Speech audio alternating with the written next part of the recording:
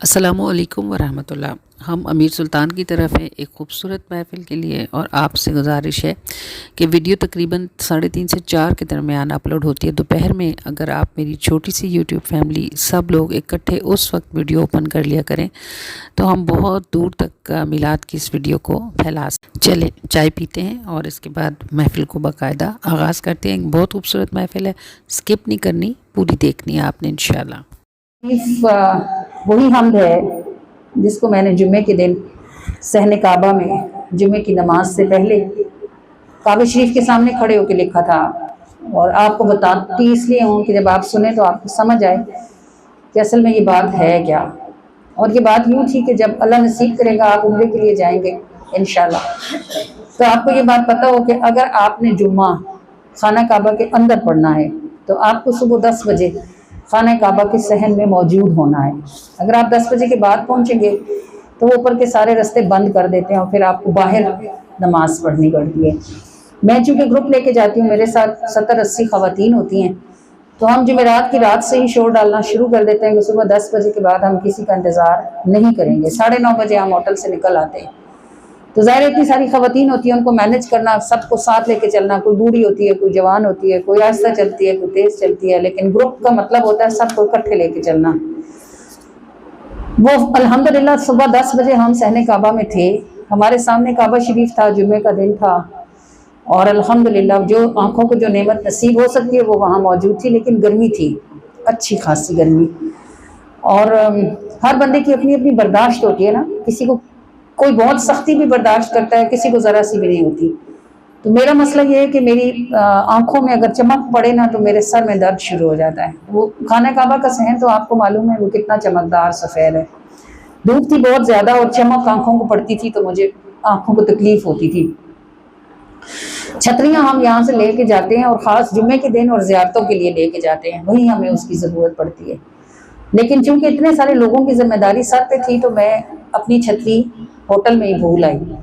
اب وہاں کھڑے مجھے تقریباً 1.5 گھنٹہ ہو گیا تھا، اور صرف میرے اللہ کو پتا تھا کہ مجھے کتنی تکلیف اس سے ہو رہی ہے، لیکن اگر میں ہٹتی وہاں سے تو ظاہر ہے میرے پیچھے سب ہٹ جاتی کہ باجی پیچھے گئی ہے تو ہم بھی پیچھے جائیں۔ یہ جمعہ پھر کسی کو نصیب سے ملنا تھا، ہم تو الحمدللہ ہر سال جاتے ہیں، شاید ہمیں پھر بھی مل جاتا، کسی اور کو شاید نہ ملتا۔ تو میں کھڑی تو وہیں تھی لیکن مجھے بہت سخت تکلیف ہو رہی تھی، دل کرتا تھا چھتری ہو، اس کا سایہ ہو۔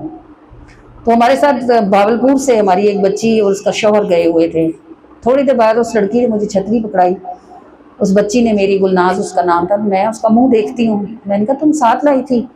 اس نے کہا نہیں آنٹی جان، ابھی شہزاد نے جمعہ پڑھنے آنا تھا، میں نے ان کو فون کر دیا تھا کہ وہ آتے ہوئے چھتری لیتے ہیں۔ تو اللہ تعالیٰ نے کعبے کے صحن میں لاکھوں لوگوں کے بیچ میں سے مجھے بھی دیکھا، اور اس نے خیال کیا کہ میری بندی کمزور ہے اور اس جتنی برداشت ہے اس سے زیادہ اس کی ہمت نہیں ہے، تو اس نے ذریعہ کسی کو بھی بنایا، مجھے صحن کعبہ میں اس نے چھتری پہنچا دی۔ تو اب آپ خود سوچیں کہ بندہ ایسی جگہ پہ ہوتا ہے، جب میں اس چھتری کو کھول کے کھڑی ہوئی تو اس وقت جو میری حالت تھی کہ اللہ تعالیٰ کو اگر چمٹا جا سکتا تو شاید میں اس کے قدموں سے لپٹتی، اگر اس کا کوئی لباس ہوتا تو شاید میں اس کے دامن کے بوسے لیتی، اگر اس کا ہاتھ ہوتا تو شاید میں اس کا ہاتھ چھوڑتی نہ، اس کو چومتی رہتی، کہ اس نے لاکھوں لوگوں میں کسی کے 6 بچے بھی ہونا تو وہ سب کو برابر نہیں سمجھ سکتا۔ اور صحن کعبہ میں جمعہ پڑھنے کے لیے کتنا لاکھ بندہ موجود ہوتا ہے، ان لاکھوں بندوں میں اللہ تعالیٰ نے مجھے بھی دیکھا اور اس نے میرے لیے آسانی وہاں کی۔ وہ چھتری جب میرے پاس پہنچی تو تب یہ حمد میں نے وہیں کھڑے ہو کر پھر سرفرا سے کہا کہ آپ اس کو پڑھیں، اور اس کو میں نے لکھا کہ جسے دھوپ میں میسر تیری رحمتوں کے سائے، تیری حمد کیوں نہ لکھے تیرے گیت کیوں نہ گائے، جسے دھوپ میں میسر تیری رحمتوں کے سائے، تیری حمد کیوں نہ لکھے تیرے گیت کیوں نہ گائے، تو جو ہم سفر ہے میرا کسی اور کو کیوں دیکھوں، تو جو چاہے کیا ہے مشکل بے سبب سبب بنائے۔ میرے جو میاں صاحب ہیں نا، ان کا نام رفیق ہے نا، رفیق کہتے ہیں سچے دوست یا ساتھی کو، بہت ساری جگہ پہ سچے ہی ہوتے ہیں لیکن کبھی کبھی آدمی ہے نا تو وہ کسی بات میں اڑی بھی کر جاتے ہیں کہ ایسے نہیں ہونا۔ تو میں ہمیشہ اللہ سے کہتی ہوں کہ یہ نام کے رفیق ہیں، آپ کام کے رفیق ہیں، آپ ہی میرے رفیق ہیں، میرا کام تو آپ نہیں بنانا ہے، مجھے اس رفیق کو کہنے کی ضرورت نہ پڑے، اس رفیق کو میرا کام سمجھ آئے اور وہ بنا دے، تو الحمدللہ ہمیشہ بنتا ہے، ثم الحمدللہ بن جاتا ہے کہ تو جو ہم سفر ہے میرا کسی اور کو کیوں دیکھوں، تو جو چاہے کیا ہے مشکل بے سبب سبب بنائے، تو سمندروں کو روکے تو پہاڑوں کو چلائے، نہ ہوا بھی ہل سکے ہے تیرا اذن جو نہ پائے، اور تیرے جیسا میرا رب ہے میرے ساتھ میرا سب ہے، بے شک بے شک۔ تیرے جیسا میرا رب ہے میرے ساتھ میرا سب ہے، نہ ہی خوف کوئی باقی نہ ہی غم کوئی ستائے، تیرا پیار جب سے چکھا کوئی ذائقہ نہ بھائے، تیرا پیار جب سے چکھا کوئی ذائقہ نہ بھائے، میرا تو تیری میں مولا کوئی تیسرا نہ آئے، تیرا پیار جب سے چکھا کوئی ذائقہ نہ بھائے، میرا تو تیری میں مولا کوئی تیسرا نہ آئے، تو جو ہم سفر ہے میرا کسی اور کو کیوں دیکھوں، تو جو چاہے کیا ہے مشکل بے سبب سبب بنائے، جسے دھوپ میں میسر تیری رحمتوں کے سائے، تیری حمد کیوں نہ لکھے تیرے گیت کیوں نہ گائے، سرکار کو بتانا بس ان کو ہی سنانا، کتنوں نے ہی کہا تھا بھیجے تھے جب فسانے، ہم جانتے تھے واللہ وہ بے خبر نہیں ہیں، پر در پہ ٹھہرنے کو درکار تھے بہانے، اللہ رحمہ۔ آپ کے پاس ایک عورت آئی، چیختی چلاتی پکارتی، عورتوں کی عادت ہوتی ہے جب وہ غم میں ہوتی ہیں یا وہ غصے میں ہوتی ہیں تو انہیں اپنے اوپر کنٹرول نہیں ہوتا، انہیں سمجھ نہیں آتی کہ وہ کیا کہہ رہی ہیں اور انہیں کیا کہنا چاہیے، اس کو شدید قسم کا غصہ تھا اور غم تھا، تو وہ آئی اور سیدھی داؤد تائی علیہ الرحمہ کے سامنے پہنچی اور چیخ پکار کر کے ان سے کہنے لگی کہ اے داؤد تائی یہ بتاؤ کہ تمہارا رب مہربان ہے یا ظالم ہے، تو داؤد تائی علیہ الرحمہ اس کا منہ دیکھنے لگے کہ اتنی جرت کس کو ہو سکتی ہے کوئی کہے کہ اللہ ظالم ہے۔ آپ نے اس سے کہا بی بی کیا بات ہے؟ اس نے کہا میں بیوہ عورت ہوں، میرے چھوٹے چھوٹے بچے ہیں اور میں اپنے بچوں کی پرورش کے لیے اون کی چیزیں بن کر بیچتی ہوں، یعنی دستانے، مفلر، ٹوپیاں، موزے، چھوٹی چھوٹی چیزیں، تو میں بازار سے اون کا ایک بڑا گولا لے کر آئی اور میں نے گولے کو صحن میں رکھا اور میں باورچی خانے میں گئی کہ جو بیچ کے آئی ہوں تو کچھ پکاؤں اور اپنے بھوکے بچوں کا پیٹ بھروں، تو میں باورچی خانے میں کھانا تیار کر رہی تھی اور ایک بہت بڑا پرندہ آیا اور میرے اون کا گولا پنجوں میں دبا کے اڑ گیا، تو آپ یہ بتائیں کہ اس کے پر ہیں میرے پیر ہیں، میں بھلا اس کا مقابلہ کیسے کرتی؟ تو آپ کے رب کو نہیں پتا تھا کہ یہ اون کا گولا میرے بچوں کا رزق ہے، اگر وہ اٹھا کے لے جائے گا تو میں اپنے بچوں کو روٹی کیسے کھلاؤں گی، میرا تو کوئی آسرا نہیں ہے، تو آپ کا رب مہربان ہے کہ ظالم ہے؟ تو داؤد تائی علیہ الرحمہ ابھی اس کی بات سن ہی رہے تھے کہ خادم آیا، اس نے آ کے کہا حضور تاجروں کا ایک نمائندہ آپ سے ملنا چاہتا ہے، آپ نے فرمایا بھیج دو۔ وہ عورت بیٹھی ہوئی تھی، وہ آیا شخص اس کے ہاتھ میں 10 تھیلیاں تھیں اور ہر تھیلی میں 100 دینار تھے، اس نے کہا اے داؤد تائی علیہ الرحمہ ہم سمندر کے سفر پر تھے، ہماری کشتی دریا میں داخل ہوئی تو اچانک بہت بڑا بھنور بن گیا اور کشتی اس میں پھنس گئی اور کشتی اس میں سوراخ ہو گیا ہماری کشتی میں، ہم نے بڑی جد و جہد سے کشتی کو بھنور سے نکالا لیکن سوراخ سے پانی اندر آتا تھا اور سوراخ اتنا بڑا تھا کہ ہم اسے کسی طرح بھر نہیں پا رہے تھے، تو ہم 10 تاجر اس کشتی میں سوار تھے، ہم سب نے منت مانی کہ اگر اللہ تعالیٰ نے ہمیں ہمارے مال و اسباب سمیت خیریت سے اس مصیبت سے نکالا تو ہم سب 100 دینار اللہ کی راہ میں دیں گے۔ اسی وقت کہیں سے ایک پرندہ آیا اور اس کی چونچ میں پنجوں میں اون کا ایک بڑا گولا تھا، اس نے وہ گولا ہماری کشتی کے سوراخ میں پھنسایا اور اڑ گیا، ہم جب دریا سے آپ کے شہر میں پہنچے تو ہم نے لوگوں سے پوچھا کہ شہر کے سب سے پرہیزگار شخص کا نام بتاؤ، سارے شہر نے آپ کا نام لیا، یہ 10 تھیلیاں ہیں اور ان میں ہم سب کی منت کے 100 دینار ہیں، یہ رکھ لیجئے اور جہاں چاہے خرچ کر لیجئے، آپ اس کے مختار ہیں۔ وہ کہہ کے چلا گیا اور داؤد تائی علیہ الرحمہ نے 100 دیناروں والی وہ 10 تھیلیاں یعنی 1000 دینار اس عورت کو دیے اور اس سے پوچھا کہ میرا رب ظالم ہے یا مہربان ہے، تو اس کے پاس کہنے کے لیے کچھ نہیں تھا۔ جو کچھ ہمیں اللہ کی طرف سے مشکل لگ رہا ہوتا ہے، اللہ کی طرف سے اس میں ہمارے لیے کوئی ایسی آسانی ہوتی ہے جہاں تک ہماری عقل یا سوچ نہیں پہنچتی۔ اور اللہ تو خود قرآن میں فرماتا ہے کہ اللہ تعالیٰ ظلم سے پاک ہے، تو وہ ظلم کر ہی نہیں سکتا۔ اگر ہم پہ کوئی مشقت پڑتی ہے تو کمائی ہماری اپنے ہاتھ کی ہوتی ہے، اور اگر ہم نے کچھ غلط نہ کیا ہو پھر بھی ہم کسی مشقت میں پھنسے ہوئے ہوں تو اس کی حکمت کو صرف اللہ ہی جانتا ہے کہ اس نے ہمیں اس مشقت میں کیوں ڈالا ہے، اور اس نے ہمیں اس مشقت میں ڈال کر کس عذاب سے بچایا ہے، اس کا علم بھی صرف اسے ہی ہوتا ہے۔ بے شک ہمارا رب بڑا ہی مہربان اور نہایت رحم کرنے والا ہے۔ اللہ اللہ اللہ لا الہ الا ہو، اللہ اللہ اللہ لا الہ الا ہو۔ رب مجھ سے ناراض نہیں ہے، باندھ رکھی ہے آس کی ڈور۔ رب مجھ سے ناراض نہیں ہے، باندھ رکھی ہے آس کی ڈور۔ رب مجھ سے ناراض نہیں ہے، رب مجھ سے ناراض نہیں ہے، باندھ رکھی ہے آس کی ڈور۔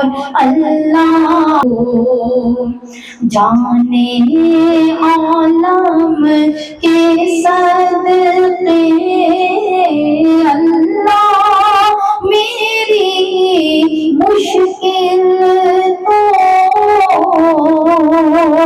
جانے عالم کے صدقے اللہ میری مشکل توڑ۔ جانے عالم کے صدقے، جانے عالم کے صدقے اللہ میری مشکل توڑ۔ اللہ یہ ہے کہ جب آپ درود شریف پڑھ رہے ہوتے ہو اور مسلسل پڑھتے رہتے ہو، کبھی کبھی تنہائی میں ایک بار ایسا درود پڑھا جاتا ہے کہ جس کے ساتھ آنسوؤں کی برسات لگ جاتی ہے۔ ایک دفعہ ایسا ہوتا ہے، کبھی کبھار ہوتا ہے، یہ ہمیشہ نہیں ہوتا۔ وہ ایک بار ایسا ہوتا ہے جب آپ کا درود آپ کے زبان سے نکل کر سیدھا بارگاہ رسالت مآب میں پہنچتا ہے، اور وہ اتنا چمکدار ہوتا ہے، اتنا روشن ہوتا ہے، اتنا خوشبودار ہوتا ہے کہ وہ فوراً حضور کی توجہ لیتا ہے۔ جب حضور یہ جو کپ کپی ہے وجود میں بتاؤں راز او بے تجھے بے خبر، تجھے دیکھتے ہیں میرے نبی کیا نظر نہ ان کی اثر کرے، ہے جو کپ کپی سی وجود میں بتاؤں راز او بے خبر، تجھے دیکھتے ہیں میرے نبی کیا نظر نہ ان کی اثر کرے۔ یہ ان کی نظر کا اثر ہوتا ہے جب آنسو آتے ہیں، بس اس لمحے میں آپ کا تعلق ہوتا ہے حضور کے ساتھ، اور جس کا تعلق حضور سے یہ والا جڑتا ہے انشاءاللہ وہ قبر میں رسوا نہیں کیا جاتا، نہ اس کی قبر میں اندھیرا ہوگا، نہ انشاءاللہ عز و جل اس کی قبر میں تنگی ہوگی، نہ پریشانی ہوگی، کیونکہ اس کا تعلق اس سورج کے ساتھ جڑ گیا جو ہمیشہ روشن رہتا ہے، رات میں بھی نہیں چھپتا اور دن میں تو روشن رہتا ہی ہے۔ یہ درود پاک پڑھنا ایسی برکت والی چیز ہے کہ یہ آپ کے دل سے موت کا خوف دور کر دیتی ہے۔ جب آپ کو پتا ہو کہ قبر میں گھر سے زیادہ اچھا ہونا ہے تو پھر گھر میں کون رہے؟ بھی پتہ ہے نا، پھول پتیاں ہیں، خوشبو ہے، روشنی ہے، جنت کے نظارے ہیں، حضور کی مسکراہٹ ہے، تو لوگ کہتے ہیں آج مریں جلدی جائیں جان چھوٹے۔ انشاءاللہ عز و جل اللہ توفیق عطا فرمائے۔ درود پاک کی کثرت کریں اور دن رات میں 24 گھنٹوں میں تھوڑا سا ٹائم نکال کے درود کو ایسے پڑھیں جب آپ کو رونا آئے. اور اگر آپ کا رونا کنٹینیو ہو جاتا ہے آپ سمجھیں کہ آپ کا تار ادھر جڑ گیا. جس کا تار جڑ جاتا ہے بلب کب روشن ہوتا ہے؟ سوئچ آن کرنے سے. سوئچ کب آن ہوتا ہے؟ جب تار جڑتا ہے. جب تار جڑ جاتا ہے تو کمرہ روشن ہو جاتا ہے. جب تار جڑ جائے گا تو قبر بھی روشن ہو جائے گی انشاءاللہ سے. ہے کیونکہ ان پہ کرم خدا نے کرنا ہے. صلی اللہ والوں کا بیڑا کرنا ہے کیونکہ ان پہ کرم خدا نے کرنا ہے. کیونکہ ان پہ کرم خدا نے کرنا ہے. کیونکہ ان پہ کرم خدا نے کرنا ہے. راستہ ان کا مشکل ہے پر روشن ہے. راستہ ان کا مشکل ہے پر روشن ہے. راستہ ان کا مشکل ہے پر روشن ہے. نبی کے دیوانوں کو آگے بڑھنا ہے. نبی کے دیوانوں کو آگے بڑھنا ہے. نبی کے دیوانوں کو آگے بڑھنا ہے. نبی کے دیوانوں کو آگے بڑھنا ہے. موت کا وقت مقرر ہے سو آئے گی. موت کا وقت مقرر ہے سو آئے گی. موت کا وقت مقرر ہے سو آئے گی. جینا اصل میں نام پہ ان کے مرنا ہے. جینا اصل میں نام پہ ان کے مرنا ہے. صلی اللہ والوں کا بیڑا کرنا ہے کیونکہ ان پہ کرم خدا نے کرنا ہے. ان کے رخ کعبہ پہ ہزاروں بار نثار. ان کے رخ کعبہ پہ ہزاروں بار نثار. ان کے رخ کعبہ پہ ہزاروں بار نثار. پیدا ہوئے پروان کے مقصد جلنا ہے. پیدا ہوئے پروان کے مقصد جلنا ہے. صلی اللہ والوں کا بیڑا کرنا ہے کیونکہ ان پہ کرم خدا نے کرنا ہے. ساتھ چلے آقا تو منزل کیا کرنی.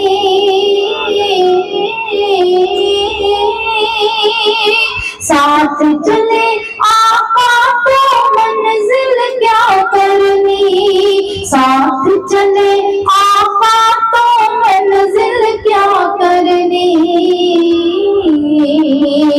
بلکہ خود منزل کو پیچھے چلنا ہے. بلکہ خود منزل کو پیچھے چلنا ہے. صلی اللہ والوں کا بیڑا ترنا ہے کیونکہ ان پہ کرم خدا نے کرنا ہے.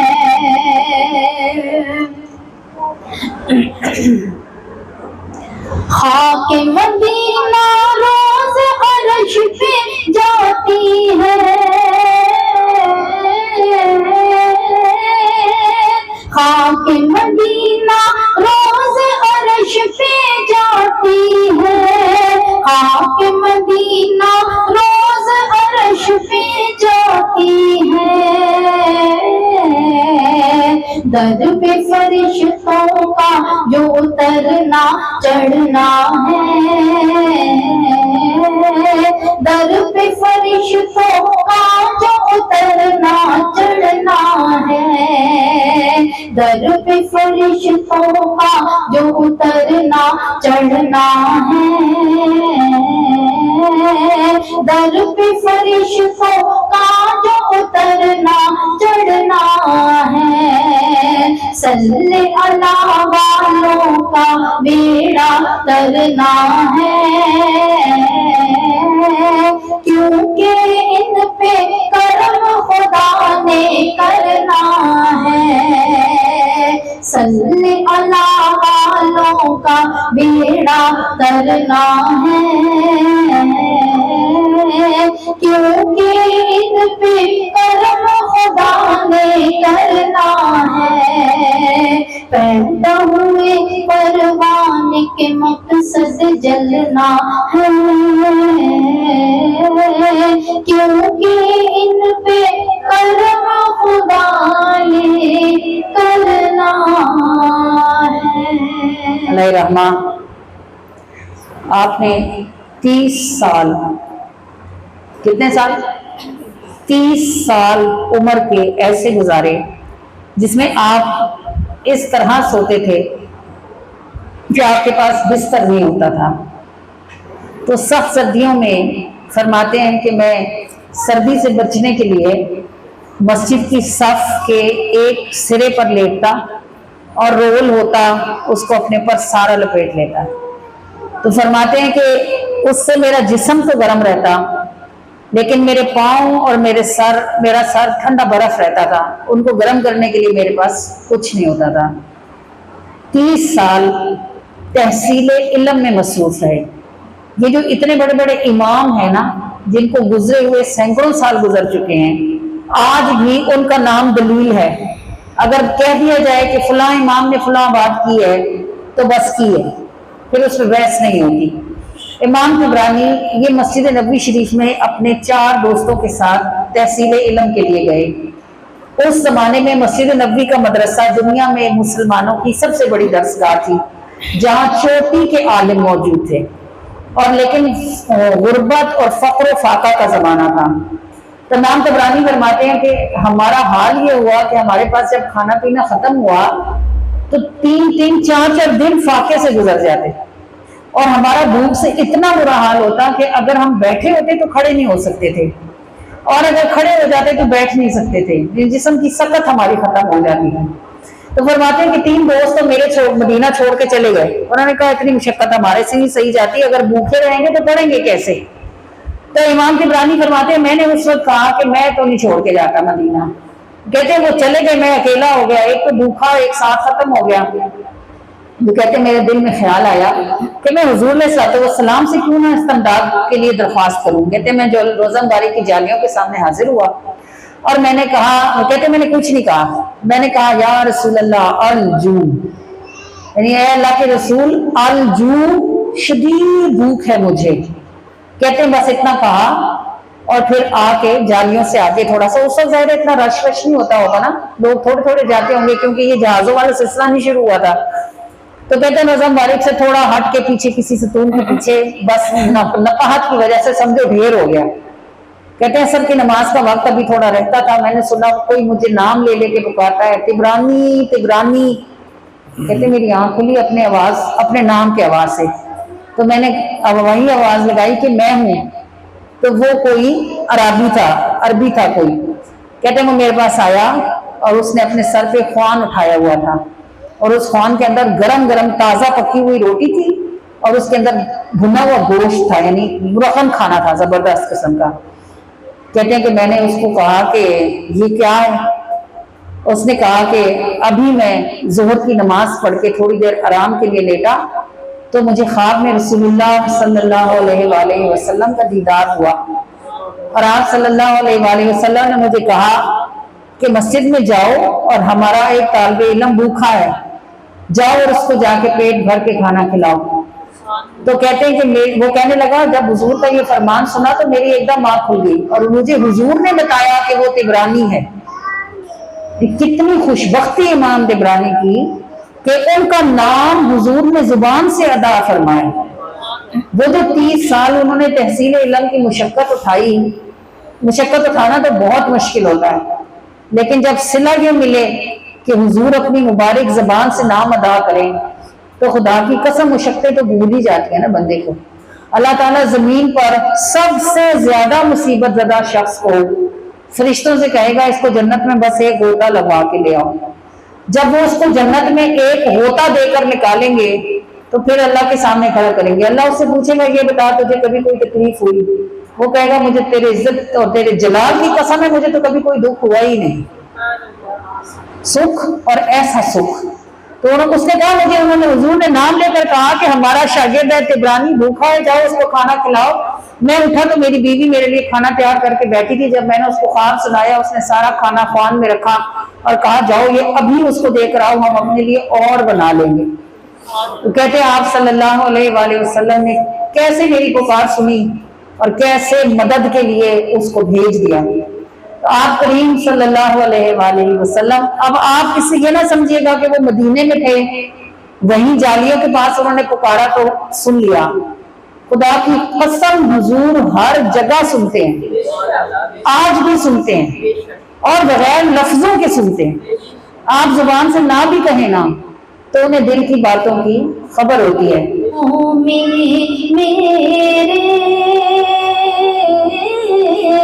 آقا نبھاتے ہیں مجھے، ہاں نبھاتے ہیں مجھے، روبرو نہ سہی، روبرو نہ سہی، خواب میں آتے ہیں مجھے، خواب میں آتے ہیں مجھے، مشکلوں میں میرے سرکار نبھاتے ہیں مجھے، ہاں نبھاتے ہیں مجھے، روبرو نہ سہی، خواب میں آتے ہیں مجھے، خواب میں آتے ہیں مجھے، ایک قدم چلنے کی اوقات نہیں ہے میری، اوقات نہیں ہے میری، سینکڑوں میل بلا، سینکڑوں میل بلا، طیبہ دکھاتے ہیں مجھے، ہاں دکھاتے ہیں مجھے، روبرو نہ سہی، وہ خواب میں آتے ہیں مجھے، خواب میں آتے ہیں مجھے، شان سلطان کی ہے دونوں جہاں گم ان میں، دونوں جہاں گم ان میں، شان سلطان کی ہے دونوں جہاں گم ان میں، دونوں جہاں گم ان میں، ڈھونڈنے والے مگر،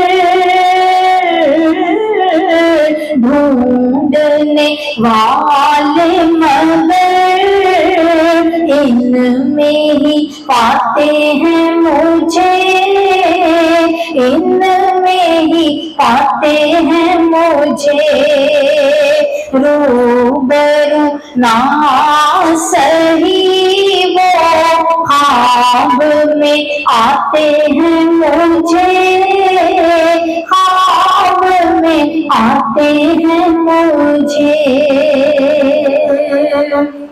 अर्ज़ कर आई हूँ दुनिया में जहाँ भी रखे, दुनिया में जहाँ भी रखे। अर्ज़ कर आई हूँ दुनिया में जहाँ भी रखे, दुनिया में जहाँ भी रखे। कभी ऐसा ना नजरों से हटाते हैं मुझे, नजरों से हटाते हैं मुझे। कभी ऐसा ना हो नजरों से हटाते हैं मुझे, नजरों से हटाते हैं मुझे। रूबरू ना सही वो ख्वाब में आते हैं मुझे, ख्वाब में आते हैं मुझे।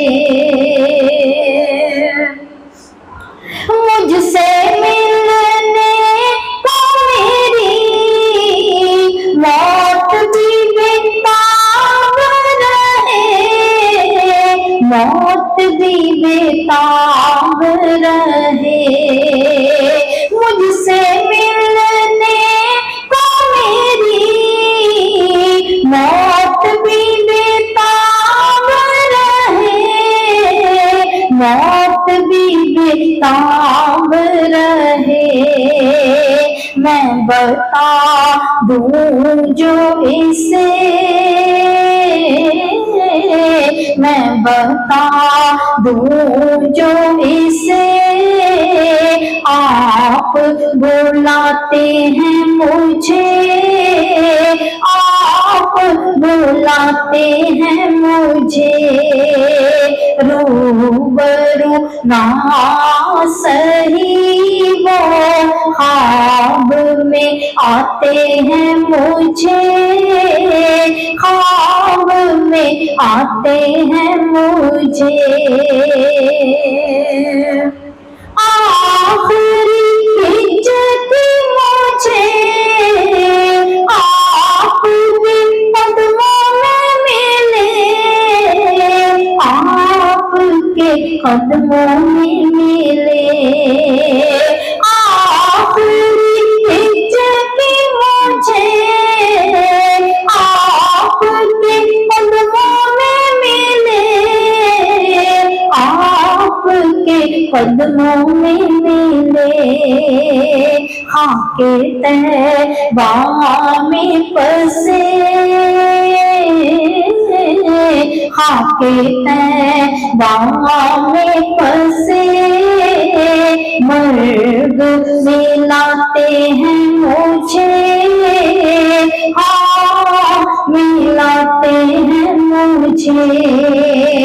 मुश्किलों में मेरे सरकार निभाते हैं मुझे, हाँ निभाते हैं मुझे। रूबरू ना सही वो ख्वाब में आते हैं मुझे, ख्वाब में आते हैं मुझे। सल्लल्लाहु अलैहि वसल्लम ने दावत इस्लाम देना शुरू की थी ना, तो उस वक्त दीन पर चलना गोया आग पर चलना था, बल्कि उससे भी ज्यादा मुश्किल काम था। क्योंकि मक्के के काफिरों को जब ये पता चलता था किसी शख्स के मुतालिक कि उसने कलमा पढ़ लिया है, तो वो कुछ भी करने से गुरेज नहीं करते थे। और वो ये नहीं देखते थे कि ये औरत है या ये मर्द है या हमारा कोई रिश्तेदार है बस उनका बस नहीं चलता था कि वो उसकी गोटियां बना दें। इस हालत में उम्मे हबीबा जो थी उन्होंने इस्लाम कबूल किया। और ये बेटी किसकी थी भला? अबू सुफियान की, जो उस वक्त तक रसूलुल्लाह के खून का प्यासा था, जानी दुश्मन था। अपना सका बाप, अपनी माँ, दोनों गैर मुस्लिम। इन्होंने और इनके शौहर ने इस्लाम कबूल कर लिया और ये पहली हिजरत करने वालों में शामिल हुए। इन्होंने हबशा की तरफ हिजरत की, नजाशी बादशाह की तरफ। अब वहां जाकर अल्लाह का करना ये हुआ कि वहां जो नजाशी बादशाह जो था वो किस मजहब से बिलोंग करता था? ईसाई था वो, तो जाहिर उसके मुल्क में ईसाई थे। अब इनका जो शौहर था ना उम्मे हबीबा का, ये ईसाई हो गया।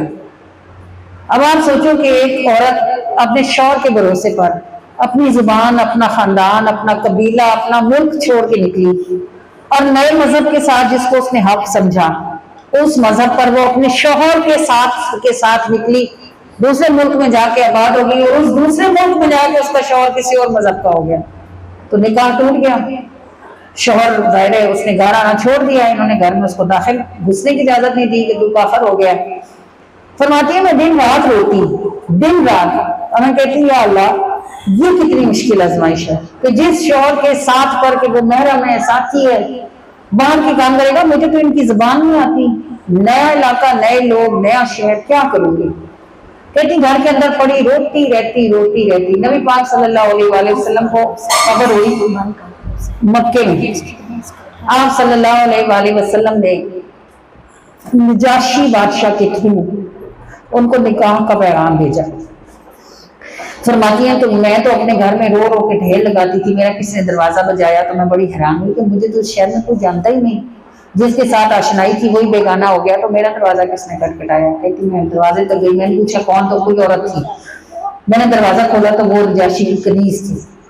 उसने कहा कि मुझे नजाशी बादशाह ने आपकी तरफ भेजा है और उसको रसूलुल्लाह ने आपके साथ निकाह का पैगाम भेजा है और नजाशी बादशाह को अपनी तरफ से वकील किया है। अगर आप उसकी वकालत को तस्लीम कर लें, यानी आप मान लें कि वो आपकी तरफ से वकील बन के निकाह की गवाही देता है, तो रसूलुल्लाह सल्लल्लाहु अलैहि वसल्लम ने आपको निकाह का पैगाम भेजा है, आपका निकाह होगा और फिर आप वापस हुजूर की ज़ौजा की हैसियत से मक्का तशरीफ ले जाएंगे। उम्मे हबीबा कहती है जैसे शादी और मर्ग नहीं हो जाता बंदे को, सोचा भी ना था कि जिनका कलमा पढ़ती हूँ कभी उनके हरीमे नाज में पाँव रखने की सादत मुझे नसीब हो। और इस हालत में जबकि परदेश में तन्हा बेगार और मददगार है, अल्लाह के महबूब कदरदान है, और अगर कोई उनके लिए मुशक्कत उठाए, कुर्बानी दे, तकलीफ दे, तो वो उनकी नजर में होती है, जाया नहीं करते। चूंकि अपना कबीला था ना, अपना खून था, अपना खानदान था, तन्हा नहीं छोड़ सकते थे, तो निकाह का इरादा फरमाया। नजाशी बादशाह वकील बना उम्मे हबीबा का, और उम्मे हबीबा को नजाशी के मुल्क में रसूलुल्लाह के निकाह में दिया गया। महल में नजाशी बादशाह ने ढेरों कीमती तोहफे तहाइफ जो थे हज़रत उम्मे हबीबा के साथ किए, उनके लिए अलहदा कश्ती जो है वो अरेंज की गई और फिर उनको हबशा से वापस रसूलुल्लाह सल्लल्लाहु अलैहि वसल्लम की खिदमत में भेजा गया। और फिर आपको मालूम ही है कि वो अब उम्महातुल मोमिनीन में से हैं, नबी पाक सल्लल्लाहु अलैहि वसल्लम के ज़वाज मुताहरात में से हैं।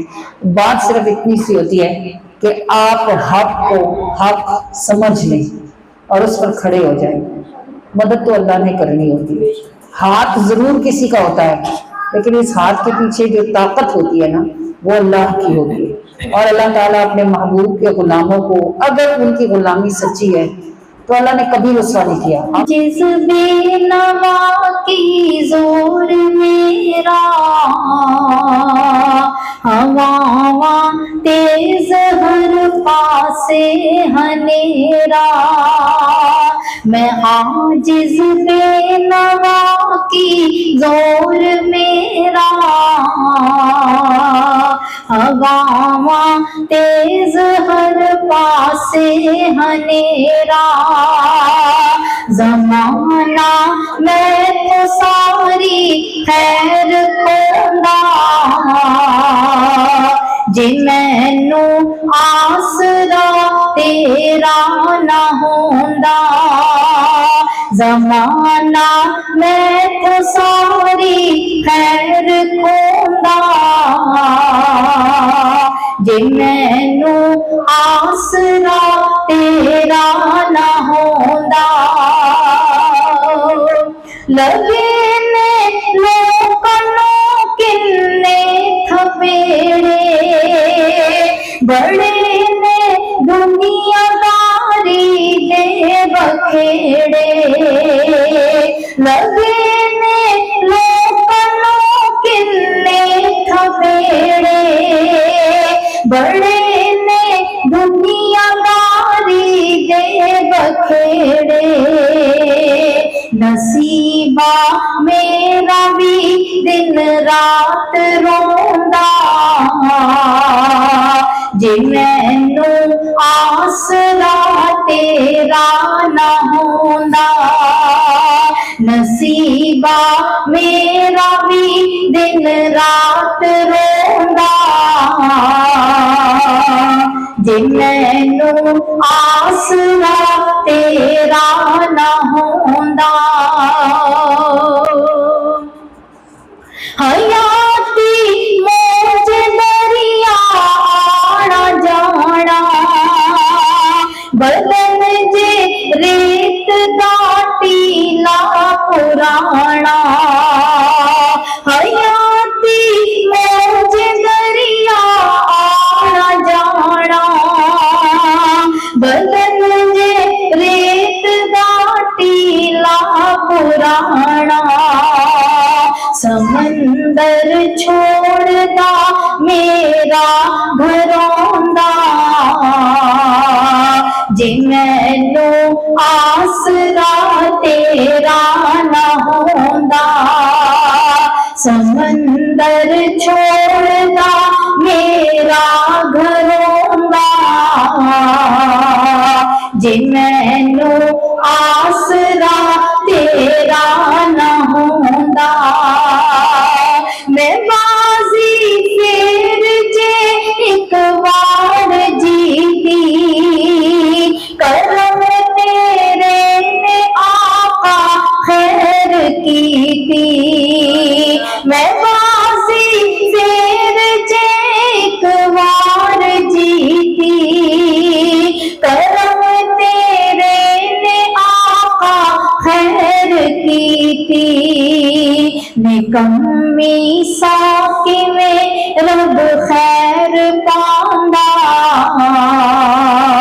जे मैनू आसरा तेरा ना होंदा।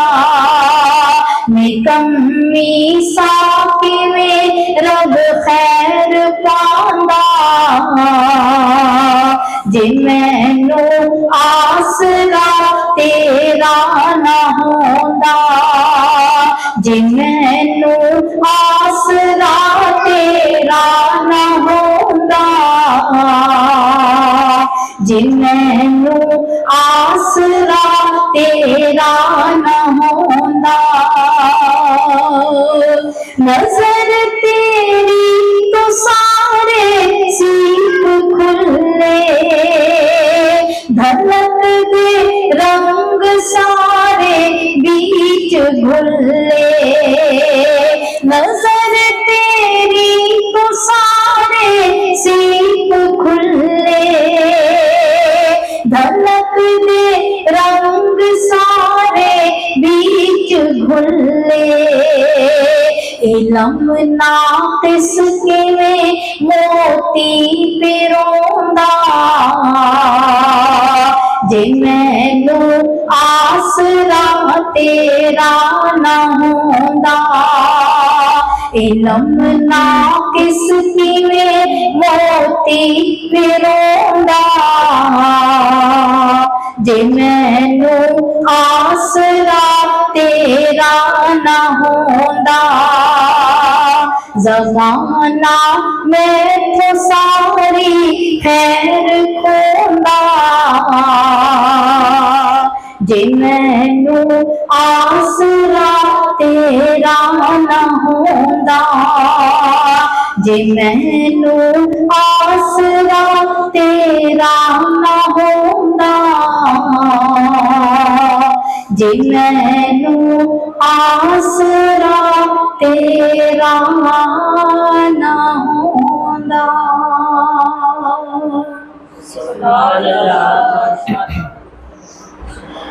اللہم صلی علی سیدنا محمد اللہم صلی علی سیدنا محمد۔ غوث الاعظم کی اور حضور غوث الاعظم کی کرامات تواتر کے ساتھ ہیں، مسلسل ہیں، مستقل ہیں۔ ایک مرتبہ قضاء و قدر پر آپ خطاب فرما رہے تھے۔ قضاء و قدر سے مراد کیا ہے کہ اللہ نے جو لکھ دیا ہے، وقت متعین کر دیا ہے موت کا، نہ اس سے آگے ہے اور نہ ہی پیچھے ہے، تقدیر لکھی جا چکی ہے، قلم لکھ کر سوکھ چکا ہے۔ اس موضوع پر بیان ہو رہا تھا تو چھت جہاں کھڑے ہوئے تھے وہاں اوپر سے کڑیوں سے ایک نہایت خوفناک منہ والا اژدہا آپ کے کندھوں پر گرا۔ اس نے آپ کی گردن میں ایسے پھیر لے کر اور بالکل ایسے آپ کے منہ کے سامنے وہ اپنا منہ لے کے کھڑا ہو گیا۔ نہ تو حضور غوث الاعظم کی آواز بدلی، نہ آپ ذرا لڑکھڑائے، نہ آپ گھبرائے، نہ پریشان ہوئے، بلکہ آپ جس ٹون میں بات کر رہے تھے، ہم جب گھبراتے ہیں نا تو سب سے پہلے ہمارا ٹون چینج ہوتا ہے نا، لہجہ تبدیل ہوتا ہے۔ یہ فرسٹ علامت ہوتی ہے کہ آپ کو کسی بات کا ٹینشن ہے یا آپ پریشانی میں۔ تو آپ جس گھن گرج کے ساتھ، آپ حضور غوث الاعظم کا لہجہ اونچا تھا اور آواز میں گرج تھی نا، اسی گھن گرج کے ساتھ آپ تقریر فرماتے رہے۔ اس نے وہ یوں تھوڑی دیر آپ کے آگے ایسے اپنا پھن اٹھا کے یوں رہا، پھر وہ گھوما، پھر وہ آپ کے قمیض کے اندر چلا گیا اور گلبان سے اندر جا کر وہ آپ کے قدموں سے نکل گیا، اور کچھ بھی اپنی جگہ سے وہ حضور غوث الاعظم کو نہ ہلا سکا۔ جب لیکچر ختم ہو گیا، جب آپ کا خطاب ختم ہو گیا تو جو قریبی لوگ تھے ان کا تو سانس سوکھا ہوا تھا، ظاہر ہے وہ اتنی خوفناک چیز تھی، کچھ بھی کر سکتی تھی، موذی جانور تھا۔ تو جب ختم ہو گیا خطاب، جب آپ اپنے حجرے میں تشریف لے گئے تو جو آپ کے قریب ترین لوگ تھے، عام بندہ تو اللہ کے ولی کی طرف دیکھ بھی نہیں سکتا، بات کرنا تو دور کی بات ہے، قریب کے جو خادم تھے ان میں سے کسی نے کہا کہ حضور ہماری تو جان ہی نکل گئی آج، وہ موذی جو آپ کو کوئی نقصان پہنچا دیتا۔ تو آپ نے فرمایا کہ میں جس موضوع پر بات کر رہا تھا وہ میرا امتحان لینے آیا تھا، اگر اللہ نے میرے لیے اس کی طرف سے کوئی تکلیف لکھی ہوتی تو 70,000 کا مجمع بھی مجھے بچا نہیں سکتا تھا، اور اگر اللہ نے اس کو مجھے تکلیف دینے سے باز رکھنا تھا تو وہ میرے لیے محض ایک کیڑا تھا جس نے مجھے کوئی جگہ پر نقصان بھی نہیں پہنچانا تھا۔ اور یہی بات وہ تقریر میں کر رہے تھے کہ جو اللہ چاہتا ہے وہی ہوتا ہے۔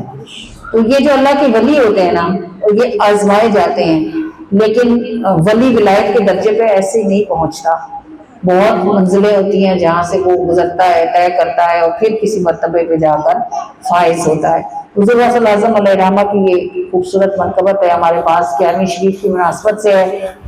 ہم ہر سال ہم گنگوہ شریف جاتے تھے، اس بار بڑا افسوس ہے، تکلیف ہے دل کو کہ تھوڑی سی ان کی سیٹنگ آگے پیچھے ہو گئی ہے۔ غالباً گمان غالب ہمارا یہ ہے کہ جو ہماری بیوی جان سرکار ہیں ان کی عدت چل رہی ہے، ابھی پیچھے بادشاہ صاحب کا وصال ہوا ہے، تو شاید اس وجہ سے 11ویں شریف کا جو پروگرام ہے وہ آگے کر دیا گیا، یعنی 11 اکتوبر کے بجائے 18 اکتوبر کو اب ہو رہا ہے جمعے کے دن۔ اور ایک خبر یہ بھی سننے میں آئی ہے کہ عورتوں کا نہیں ہوگا، 11ویں شریف صرف مردوں کی ہوگی۔ اللہ تعالیٰ ہماری حاضری قبول کرے۔ اللہ جانتا ہے کہ ہم ہر سال مدتوں سے یہ کرم تھا ہم پر کہ ہماری وہاں حاضری ہوا کرتی تھی، اب اس سال کو سیٹنگ شاید نہیں بن رہی، لیکن چونکہ آج کل کا ہی دن لگنا تھا ہمارے اسٹرگل کو، تو اسی مناسبت سے ہمارے پاس 11ویں شریف کی منقبت ہے جو ہم یہاں آپ کو سناتے ہیں حضور غوث الاعظم کی شان۔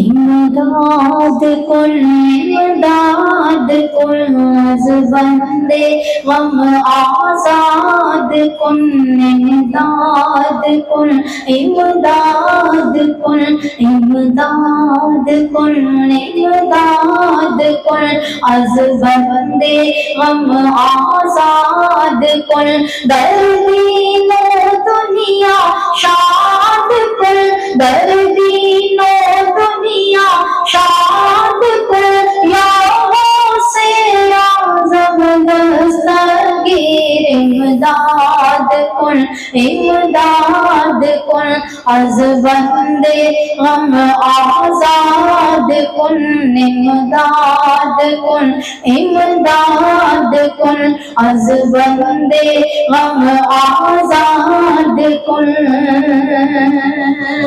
تو لاڈلا خود میرے نبی دا تو حسنی حسینی زہرا علی دا ایک بار تیری نظر سے اعظم امداد کن امداد کن از بندے غم آزاد کن امداد کن امداد کن از بندے غم آزاد کن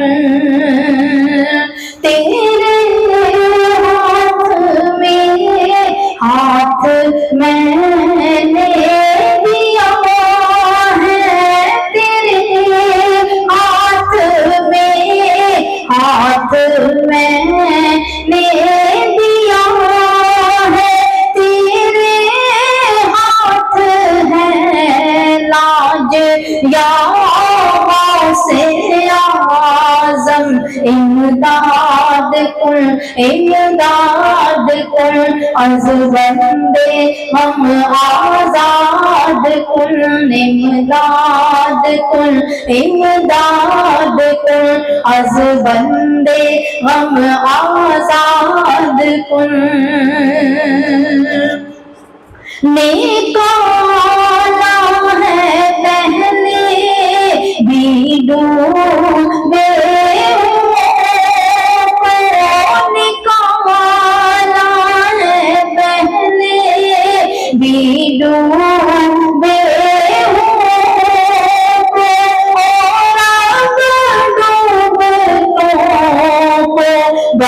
بچاؤ سے اعظم امداد کن امداد کن از بندے غم آزاد کن امداد کن امداد کن از بندے غم آزاد کن میری خوش نصیبی میرا پیر تو میری خوش نصیبی میرا پیر تو جیدی بدلے تقدیر تو میری دینوں دنیا بچاؤ سے اعظم امداد کن امداد کن از بندے غم آزاد کن امداد کن امداد کن از بندے غم آزاد کن دردین و دنیا شاد کن دردین و دنیا شاد کن یا غوث اعظم دستگیر امداد کن امداد کن از بندے غم آزاد کن امداد کن امداد کن امداد کن امداد کن امداد کن امداد کن آمین آمین جی دعا کے لیے دیں